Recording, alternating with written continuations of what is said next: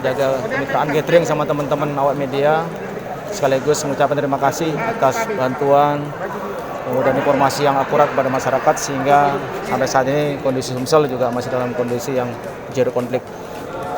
Juga pesan untuk masalah COVID-19, ini bahaya masih ada di tempat kita, edukasi masyarakat dengan sebaik-baiknya, minimal prokes seperti ini. Tetapi kita juga sadar bahwa kita juga harus hidup, harus menjalankan semuanya, sehingga olahraga ini adalah salah satu bentuk untuk kita tetap semangat, tetapi dengan tidak mengabaikan protokol kesehatan.